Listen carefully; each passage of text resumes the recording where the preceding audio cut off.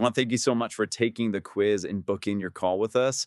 I know you got your results already, and those results can give you a pretty good idea of what might be a good plan for you based on what you're comfortable with and also some of your situation.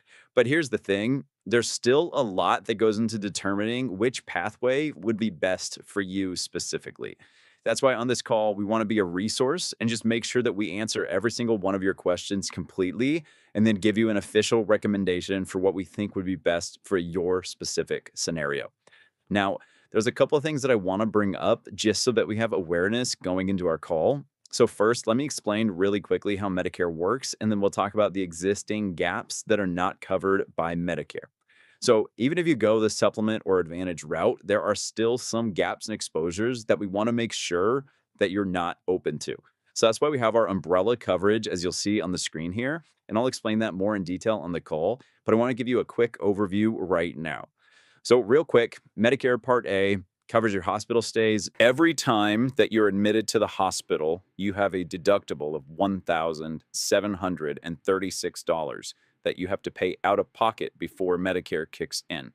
Medicare Part B covers your doctors, outpatient services, medical equipment. With Part B, you have an annual deductible of $283. And then after that, you're responsible for 20% coinsurance on everything. And here's the kicker, that 20% has no cap. So if you have a $100,000 medical bill that you're paying, 20,000 of that is coming out of pocket. And one thing to note is that Part B does have a premium. The government always wants to get paid. For most people in 2026, it's going to be $202.90. It can be higher than that if your income is high as well too. But for most people, it's going to be $202.90. Now, if you go the Medicare supplement route, you'll essentially be buying insurance to cover those gaps. The deductibles, the 20% coinsurance, you'll pay a monthly premium, but you get the freedom to see any doctor anywhere in the country who accepts Medicare, which is almost all of them. If you go the Medicare Advantage route, you're replacing original Medicare with a private plan that typically has lower monthly costs, but uses a network of doctors and hospitals, and you'll have copays and coinsurance when you use services. But here's where most people don't realize. Both of these options still leave you with major gaps. And the first big one is critical illness coverage.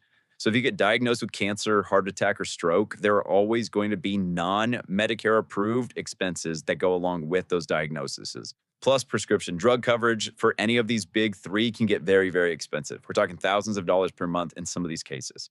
The second gap is actually the biggest one that we see. And not a lot of people know about this. Not a lot of people are talking about this when it comes to skilled nursing or nursing home coverage with Medicare. So whether you're on a supplement or an advantage plan, you're only going to have coverage up to 100 days. After 100 days, the cost is completely on you. And this could end up being a giant, enormous expense. It's what we call an asset eater. It can really start to deplete your assets and everything you've worked your whole life to build. That's why we make sure that you are covered in that instance with the umbrella coverage. In the third major gap, if you go the route of Medicare Advantage, there are still a lot of exposures with out-of-pocket costs that can really add up. So our umbrella coverage helps with all of that, and we can get into that on the call, and we'll walk you through exactly what those exposures are and how they're covered, just to make sure you don't have any of those gaps or get hit with any unexpected costs. So again, we really look forward to our call. Our goal is just to be a resource for you, get all of your questions answered, and be able to give you a proper recommendation for your specific scenario. So your geographic location, the doctors you use, your prescriptions, all of that stuff. Okay, and then the last thing that I just want to cover are three commonly asked questions that we get a lot. So I just want to go over these on this with this quick video for you, just so we can make sure that we get these answered. So number one, is there a charge for working with you? You're going to be, booking an appointment with us. We're going to be going through your situation all that time. And there is no charge for going through us. Whether you decide to use us to sign up or if you just decide to go with somebody else, ultimately, the choice is yours. There is no charge for working with us or getting on this call or getting advice from us. Our goal here is just to serve you, be a resource for you, and then make a proper recommendation. If you decide to go through us, that's great. If you don't, there is no charge. When we do end up having somebody come through us and they become a client of ours, we get paid by the insurance company. And so there is nothing that you have to pay for us directly. And then that brings us to the second question is, will I pay more by going through you? So the answer is no. All of these plans are federally regulated, which means that companies can't do that. They can't just decide to charge more if you end up going through a broker or an agency like us who is working for you, who is shopping plans for you.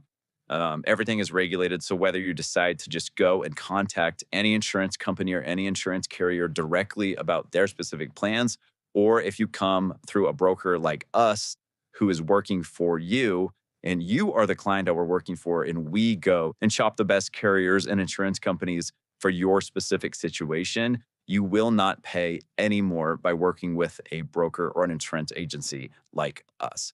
And then that brings us to the third commonly asked question is, well, could that lead you to be biased on the plans that you recommend?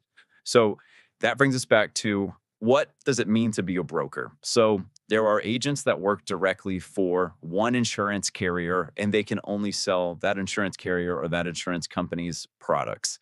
In my opinion, they are kind of biased because they don't have the option to sell any other products or any other insurance companies. We are independent broker, we are an independent agency, which means that we work for you directly.